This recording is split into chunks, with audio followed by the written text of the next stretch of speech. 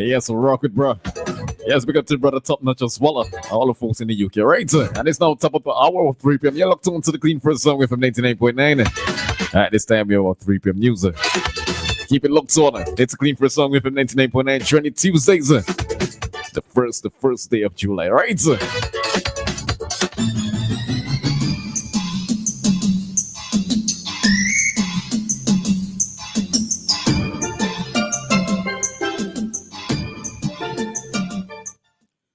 Welcome to EFM's 3 p.m. News. I am your presenter, Narissa Bostwick. On the local scene, the Forestry Services of St. Vincent and the Grenadines in the Ministry of Agriculture is appealing to the public to refrain from capturing and disrupting wildlife species such as the iguana, green iguana and pink rhino iguana, armadillo, tattoo, agouti, and opossum manikou in the current closed season. Bradford Latham, forestry supervisor responsible for forest and wildlife protection, shared that these partially protected wildlife species have been affected by recent environmental events such as the La Soufre volcanic eruptions and Hurricane Beryl. Latham noted that these animals are distressed and they are dispersing into areas out of their natural habitat. In these cases, Latham emphasized that members of the public should not interfere with them, as it is important to allow these animals to repopulate and to sustain their species. Also, with warmer temperatures, reptiles are more likely to be seen crossing roads, while mammals may venture out in search of food. Residents and visitors are urged to exercise caution and be on the lookout for these animals to ensure their safety. The opening season for the iguana, armadillo, agouti, and opossum is October 1st to December 31st. The Forestry Services in St. Vincent and the Grenadines continue to promote the protection and the conservation of these wildlife species.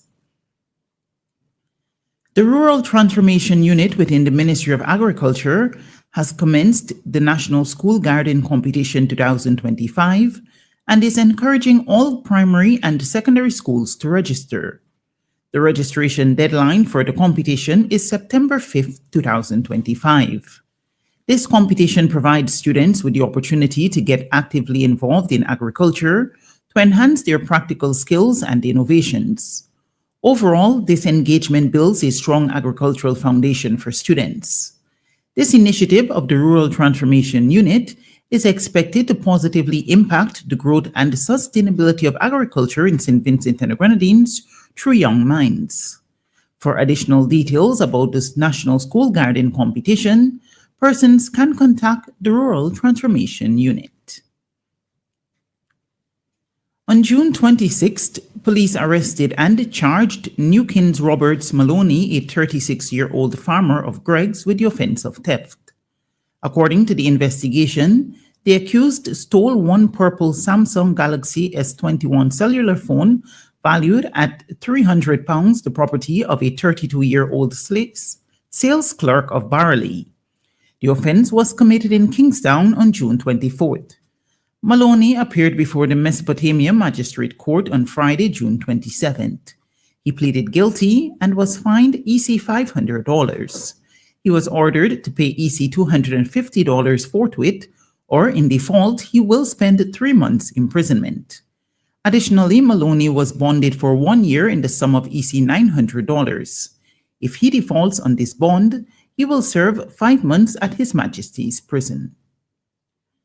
Meanwhile, Devon Boyd, a 32-year-old laborer of Otley Hall and Redemption Sharps, was arrested and charged on June 26th with the offense of assault bodily harm. According to police, the investigation revealed that on June 9th, the accused assaulted a 35-year-old server of Clare Valley by hitting her on the right side of her face with an icebox and on both of her hands with a piece of metal pipe, causing bodily harm. The offense was committed in Clare Valley. Boyd is expected to appear before the Kingstown Magistrate Court to answer the charge. On to regional news. The Trinidadian Senate on Monday approved legislation which now sets a minimum 1-year term in office for any prime minister to qualify for a state pension as well as a tiered payment structure based on time served. The legislation has a retroactive effect from March 10th this year. The government of Prime Minister Kamla Persad-Bissessar had last weekend achieved the required special majority in the House of Assembly to pass the Prime Minister's Pension Amendment Bill 2025 that the opposition People's National Movement, PNM, legislators said was aimed at former Prime Minister Stuart Young, who became head of government on March 17th and lost the April 28 general election. The bill had required a 3/5 majority to pass in both houses of parliament, and as they did last Friday, PNM legislators abstained in the Senate, with the government again securing the necessary numbers as 20 senators voted in favor and 10, including 4 independent legislators, abstained. The legislation introduces a tiered pension calculation that a former prime minister is entitled to receive, repealing the automatic full entitlement, replacing it with a system where the pension will be calculated based on the length of service. According to the legislation, the former prime minister will now receive 1/3 of the pension if he or she serves in the post for not less than 1 year, 1/2 if the holder serves for not less than 2 years, increasing to 2/3 if the service is not less than 3 years, and the full amount if the former prime minister serves no less than 4 years.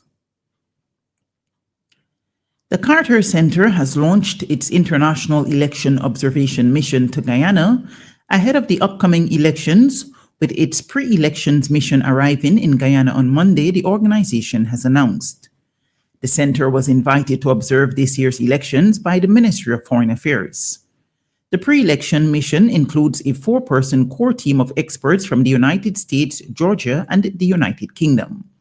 In a statement, the Carter Center said additional electoral experts and observers will join the team closer to Election Day on September 1st, 2025.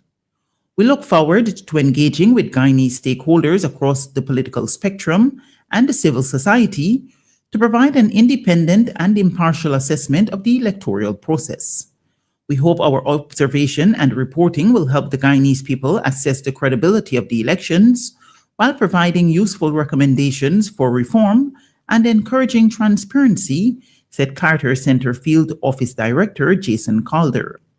The center said its election observation work is conducted in accordance with the 2005 Declaration of Principles for International Election Observation and makes assessments based on relevant parts of national legal frameworks, as well as regional and international obligations for democratic elections.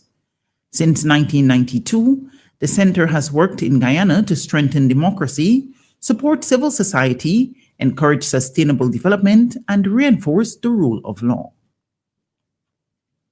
And finally on the news at this hour, after hours of stalemate, Republicans in the U.S. Senate have narrowly passed Donald Trump's mega bill on tax and spending, meaning the proposed legislation has cleared one of its key hurdles. The One Big Beautiful Bill Act passed with Vice President J.D. Vance casting a tie-breaking vote after more than 24 hours of debate. It now heads back to the House or lower chamber, where it still faces more opposition. An earlier version was cleared by House Republicans by a single vote margin. President Trump had given the Republican-controlled Congress a deadline of July 4th to send him a final version of the bill to sign into law.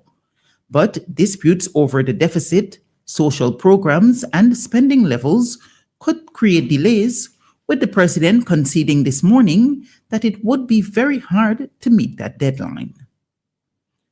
This has been WeFM's 3 p.m. News. I have been your presenter, Narissa Bostwick. Do join us again at 5:30 p.m. when we will bring you our next newscast.